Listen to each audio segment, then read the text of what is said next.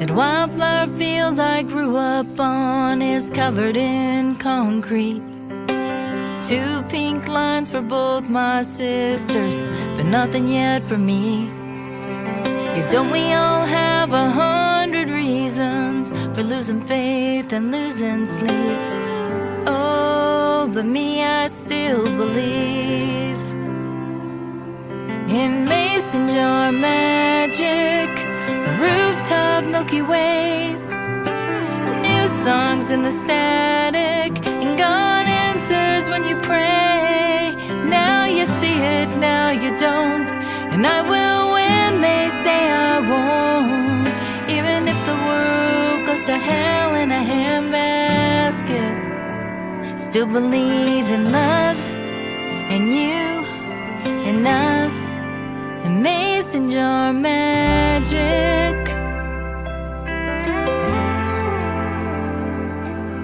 I don't know where the wind comes from, but I see it in a weather vane. I don't know how bourbon is born from corn and Kentucky rain, but I know I still lose my mind every time, and your touch is to blame. I don't need anyone to explain. Mason jar magic, rooftop Milky Ways, new songs in the static, and God answers when you pray. Now you see it, now you don't, and I will when they say I won't. Even if the world goes to hell in a handbasket, still believe in love, and you, and us, and mason jar magic.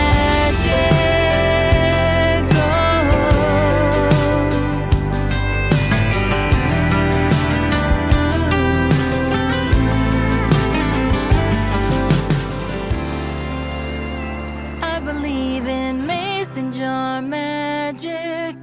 Welcome home for the strays, sock feet, kitchen dancing, and God answers when you pray.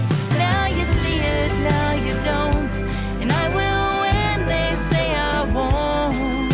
Even if the world goes to hell in a handbasket, still believe in love, and fireflies lighting up, and mason jar magic. Mason jar magic.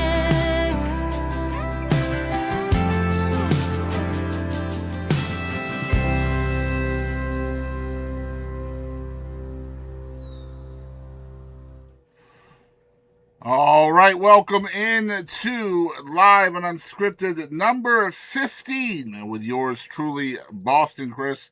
And we have a huge treat this week. Miss Kimberly Dawn, the coastal cowgirl, is here for the first time through our buddy Cliff Doyle, who, again, I've known for a long time, sends us only the very best. And, man, I am excited to chat with Kimberly Dawn today. Let me tell you a little bit about her. Kimberly Dawn is truly a coastal cowgirl with one foot in the sand and the other in a well-worn cowboy boot. Long before California sunsets and Nashville songwriting sessions, she was a farm girl growing up in Alberta, Canada, working the fields on a John Deere tractor and riding her horse bareback. It was her dad who told her, if you want to ride, you got to catch your own horse. No saddles and no lessons. That girl never really left Alberta. She just grew up into a loving wife, becoming a mom of 4 now grown kids who are just starting their own journeys, and finds herself still the artist at heart who finally has the space to pour everything she's lived into her music, having played at the Bluebird, the House of Blues, with even a duet with the legendary Paul Anka, and a viral moment when she met her lifetime-long hero, Dolly Parton, with over 20 million views and counting.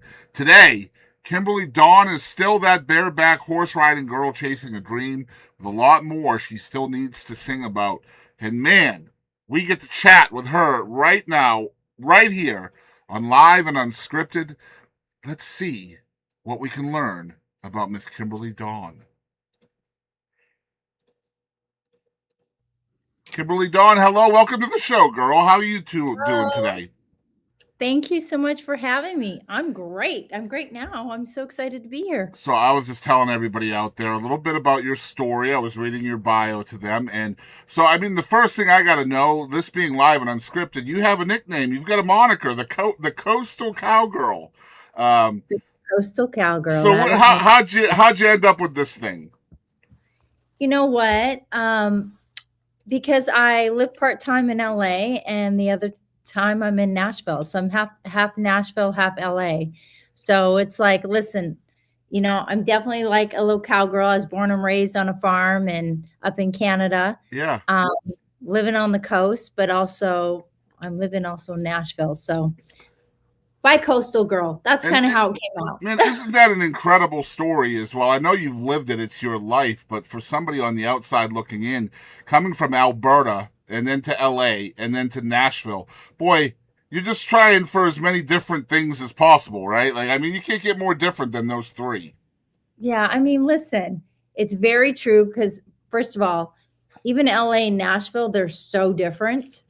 Um, and obviously, coming from where I came from in Alberta, small, tiny little town, population of less than 1,000 people, it's all just very surreal sometimes. And I'm like, oh my gosh, I'm actually here and I'm actually doing what I always said I was going to do Yeah. from the time I was a little girl. So it's, yes, they're all very different. So how are you as a little girl up in Canada being influenced and inspired, especially by artists like Dolly Parton, who is a self-proclaimed hero of yours? Yeah. How are you being introduced to those kind of folks? Well, listen, growing up on the farm and listening to the radio, I used to sit in the tractor with my dad and he would be listening to the radio and it was playing, Dolly Parton was on the radio. I was listening to country music. I didn't appreciate it back then when I was a little girl sitting in the tractor with my dad. But I think growing up the way I grew up, my mom loved music. So she played all kinds of music. So I'm very, very versed with all genres of music. But country music, I would say probably in the 90s is when I really fell in love with it. So I was inspired by all these people. Yeah. But the 90s country sound is really what ignited this like fire under me of like, wow, I really love this music. And being from Southern Alberta, so I grew up like 2 hours from the American border, so like 2 hours from Montana. Um, Country just kind of was innate in my veins, it just kind of it pulled me in. It was around me, and even though I loved all these other genres, like I could name a list of artists that I loved, like Whitney Houston, um, Michael Jackson. I mean, I could go on and on about artists that I loved, but there's something about country music. Yeah. And I will tell you, I came to LA and I was pursuing acting and music, but I was more pop music. I was gonna say And LA seems the choice. It doesn't seem like the country girl choice to me, right?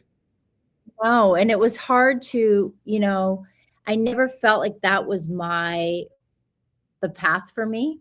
And every time I talk to people about country music in LA, it was being here in LA, they would say, you need to go to Nashville. You Yeah. just need to go to Nashville. I was like, okay, well, I can't just leave and go to Nashville right now because at the time I had little kids.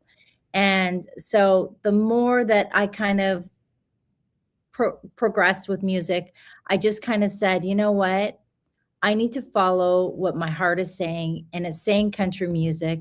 And kind of when you decide on a path for yourself, when you know, okay, this is the path I need to follow, doors open.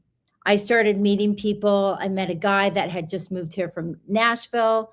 He had lived in Nashville for 8 years. He connected me with people, and then it just kind of started. And I'd say in 2018, I started going to Nashville and just kind of slowly making my footprint in Nashville. And I knew that that was where I was meant to be. And I'm so grateful. You So mentioned it all, family. I know this is a big part of your story just from reading your bio. Um, Balancing a music career with family, especially a big family. You got 4 children. Correct me if I'm wrong yeah, on any of this. And correct. so, trying to cultivate a career with that kind of lifestyle at home is dang near impossible. So, I imagine you probably waited till they were a little bit older to be able to. It's not a thing about, I'm going to put my dreams on hold. It's just a logistics thing. You have to wait because they need more attention when they're younger. That's just the way it is. So, what did that look like for you? You know what? It was a big struggle for me. Yeah. Um, because I knew music is what I wanted to be doing. And you And can't so just turn that off. You can't turn off that creative bone. You know what I mean? you Yeah. can't. And I tried to, but it just puts me into a depression. It Sure. puts me in Yeah. not a good place. So what I started doing is I just little by little. So my youngest was a baby when I really kind of jumped back into country music. Okay. When I jumped back into music, he was a baby. Um, and I just kind of slowly started getting back into, I started taking piano lessons again. Piano's always been my first instrument, but I was like, you know what? Let me just kind of, you know, tiptoe back into the music world. So I started taking piano again. Then I started writing. So it was like all these like baby steps, kind of like, because also my husband was like, wait, what's going on? So I had to kind of slowly enter back into that world. Yeah. And then things kind of started. I was doing shows. I would, do a few shows a year. And then it started being more. And when I got to the point where I was like, you know what? Pop music isn't where I want to be. That's not the vein I want to be in. I need to figure out this country world. And so for me, I'm very lucky because I have a very supportive husband. And obviously, I still had to make sure everything was great at home before I could leave. And it started off where I'd go for maybe 3 or 4 days and I'd go for writing sessions. And then I'd come back to LA and I was kind of just like little by little because I couldn't leave for long periods of time because my kids were little. Yeah. Um, and so as time progressed, as they were getting older, I was making it more of a progress of I'd stay in Nashville. And now I really am there like probably 2 weeks out of the month. I go for half the month LA, half the month in So you're Nashville. still based out of LA then? Yes, I am. I am. But like we bought a home in Nashville. So, I really do live in Nashville. When I'm there, I live in both places. Yeah. So that little girl from Alberta, you tell her you got 5 million streams on the internet today. What's she gonna say?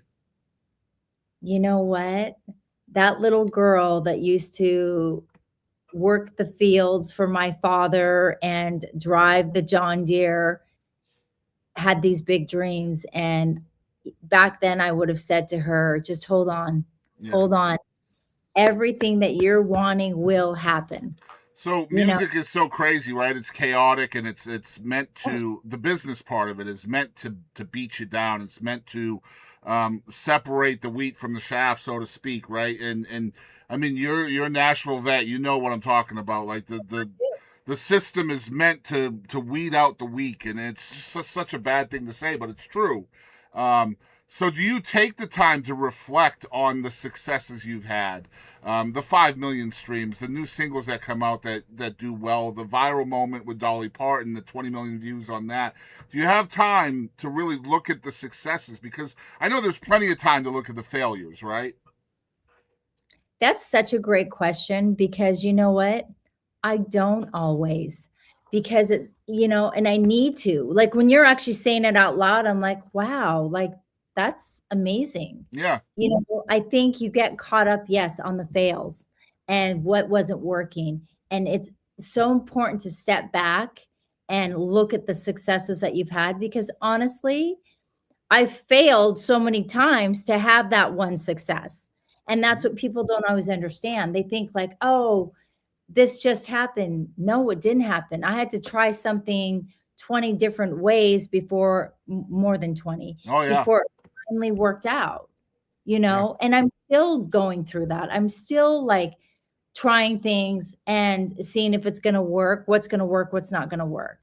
And so it's important. And it's a reminder too. I will tell you, I have friends that have known me from the very beginning when I was doing my little shows in a little bar downtown Los Angeles and where I am now.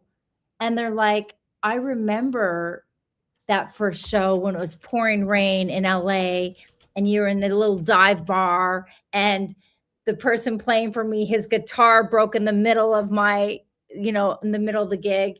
And so he's playing on a broken guitar and I'm singing, you know? And you know what?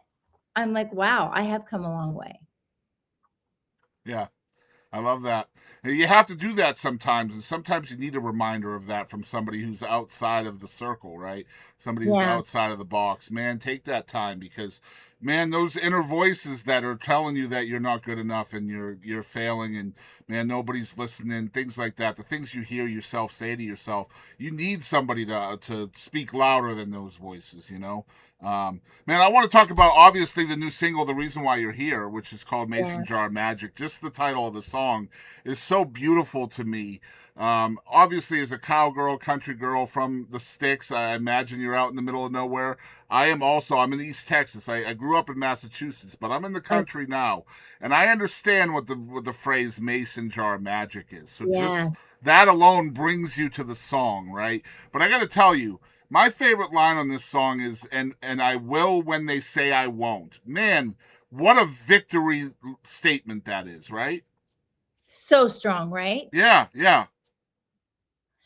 Listen, this is the first song that I've ever cut that I didn't write.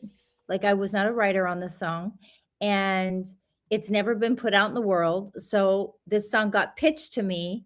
I heard the song. I was like, and then I saw who the writers were Yeah, and I was like, don't say who the writers are I'm yet. not, Not I'm yet. not. But I was like, one particular writer on the song, like, is one of my all-time favorite songwriters. And I was like, this had their name written all over it when you listen to the song. And I was like, it didn't surprise me when I read who the songwriters were. So, but I just was like, and then obviously, this is how it works for the use of you that don't understand. Like when you get pitched a song, I fell in love with the song, but then they had to go back and get it cleared for me. So Yeah. if like, let's say Carrie Underwood was wanting to take the song, I would not have gotten this song. Yeah, you just have to beat You her know, ass, right? Like you just have to the fact that I actually got to cut this At song that and point the gloves come off, man. Like it's yeah. I know. The fact that I got to cut the song, that I got approved to cut it, I'm so So grateful I because bet you are immersed in a different songwriter on this song than I am. I bet you are more impressed by one, and I'm more impressed by another. I bet you're more into Tom Douglas, right? Because this is a very Tom Douglas, yes, quintessentially Tom Douglas song. But I'm going to tell you right now, Dan Wilson has written one of the best lines in the history of music. he's And one of my favorites, by the way, too. That's yeah, also when I saw his name on it, I was like, oh he my he God. wrote he wrote the line, "Every new beginning comes from some other beginning's end." The Oh, that's He wrote that line for Closing Time, which is a semisonic song. One yes. of the best lyrics I've ever heard in music ever came from that man's pen. So when I saw the lyrics to this song, I was like, does not surprise me one bit that Dan Wilson is on this song. No, this song, like the fact that the two of them, and then And then it's Cat Higgins as well, right? Yeah, I mean, which no I found out she's a slouch. fellow Canadian, I Yeah, found out. yep. Higgins is, which I was like, yay. But the song had Powerhouse all over it. And I was just like, I really want this song. And I'm just so lucky that I got it. But yes, I just, yeah, I Man, love this. imagine the kind of song, guys out there, if you're listening to the sound of our voices, imagine the kind of song that has to resonate so much with a songwriter that they are willing to cut the song rather than one they wrote themselves. It is so difficult for that to resonate to a songwriter, because you only get so many spots, right? Like you only get so many singles, so many cuts, so many album whatever, and so you have to choose what's worth your time and what isn't. And most of the time it should be a self-written song, right? It just makes sense. So imagine the song that has to come along to make you push your own songs to the side just for a bit, right? No, it's so true, because this is how I look at it. Could I have written this song as well as it was written? And for me, I'm like, no. I mean, I could probably not. But that's what I'm saying. It's like, that's why I was like, this song is so well written. I could not beat this. Yeah. I want to put it out there. So what's the pressure for you as an artist when you get this song, you win the song? Because, guys, that's how it works. You win the song. Mm-hmm. She won this song. She got the right to cut it. What is the pressure like for you as an artist to relay the lyrics and the emotion of the song to an audience? There has to be some, right? Of course. I mean, when I was in the studio and even up to getting ready to cut the song, I was feeling a lot of pressure of like, okay, like I need this to be really good. I know what songs have been cut by these songwriters and the artists that sang their songs. And I'm like, okay, that alone is a lot of pressure, because you're wanting them to be proud of the song. You want them, like, as an artist, I'm putting this song up that they wrote, and I guarantee you there's a lot of truth in that song. I want to convey that to whoever's listening to it. You know, I always say to my husband, if I can make someone cry in a song, I'm actually really happy, because that means that they felt the emotion that I was trying to convey and share with them. Really, at the end of the day, it's any feel, right? Cry, smile, anything, right? I mean, at the end of the day, the word is feel. Like you have to convey a feeling to your audience, and if you don't, you failed. I mean, that's just the way it is, right? So you give them goosebumps on. I mean, it could be like a 2-stepping song, and they have goosebumps. I did my job. The fact that they got goosebumps with that song, I did my job. Incredible stuff, man. Good stuff. Kimberly Dawn, the brand new single is Mason Jar Magic that we're talking about here. If you're not from the South or you've never known what Mason Jar Magic is, you don't have to be from the South to have Mason Jar Magic, first of all. And I really want you guys to check out the song. I know we played it earlier. I'm actually going to do something we never do, and I'm going to play it at the end of the show as well, because I want you guys to really pay attention now that we've talked about the song, and you know who wrote the song, and you know that she's had pressure to fulfill that emotion to you as an audience. I want you guys to listen to it again. Kimberly Dawn, it's Kimberly Dawn. Is it music.com or is it just KimberlyDawn.com? Kimberly Dawn, official KimberlyDawn.com. Okay, official KimberlyDawn.com. I want you guys to follow along there, and all her social medias are there as well, so follow along on your favorite ones. We're going to outro with the song again. Kimberly, thank you so much for spending some time with us today. Thank you so much for having me on, and thank you for the support with the song. It means so much to me, because I really do love this song so much, and so thank you for all the support. Congratulations on winning the song, right? That's how I feel. Thank you. Yeah, it is. I won it. Yep. Congratulations. You have a good rest of your day. And you too. Thanks. All right, bye-bye. All right, guys, we're going to play the song one more time. Here it is.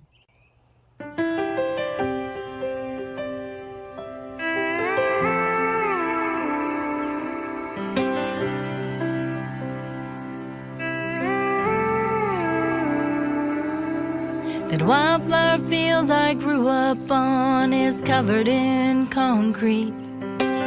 2 pink lines for both my sisters, but nothing yet for me.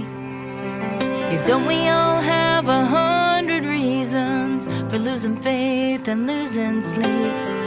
Oh, but me, I still believe in mason jar magic, rooftop Milky Ways, new songs in the static, and God answers when you pray. Now you see it, now you don't, and I will when they say I won't. Even if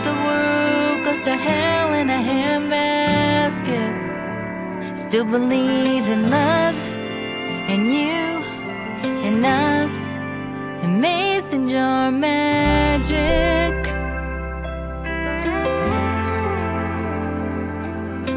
I don't know where the wind comes from, but I see it in a weather vane.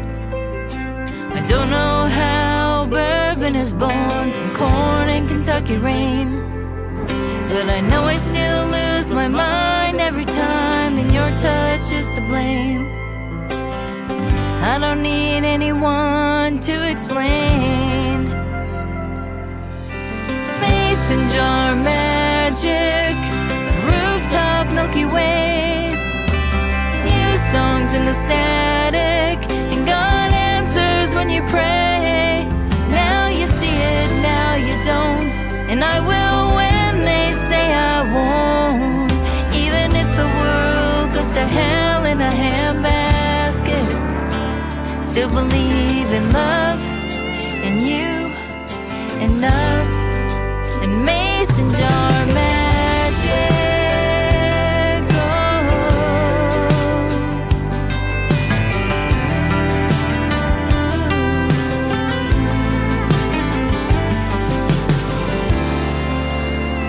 I believe in mason jar magic.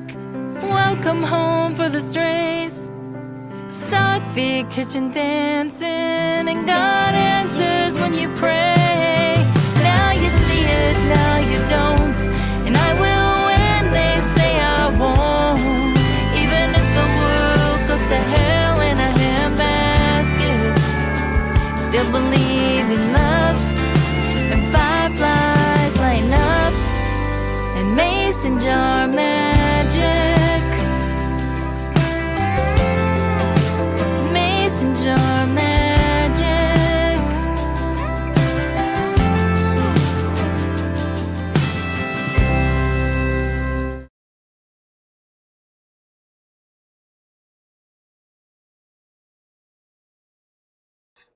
All right, live and unscripted number 15 with yours truly, Boston Chris, is in the books, featuring the one and only Miss Kimberly Dawn with the brand new single Mason Jar Magic. Please stream that everywhere you stream songs, add it to your playlists. And we have a second episode of Live and Unscripted coming up in about 20 minutes with Lexi Lou. But I also want to tell you guys about our episodes coming out this weekend. 2 episodes, or is it 2 or 3 this week, y'all? I don't remember. I'm going to look that up because I have slept since then. We have actually 2 episodes of the Boston Chris Show coming out this weekend. Friday night at 8 p.m., we have the one and only singer-songwriter, producer, manager now for Shelby Stone, Mr. Dalton Domino will be here.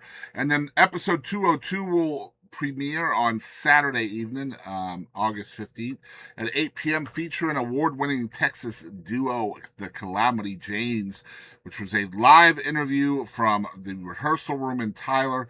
Looking forward to both of those releases coming out. Guys, tune in about 20 minutes for Lexi Lou, live and unscripted, number 16.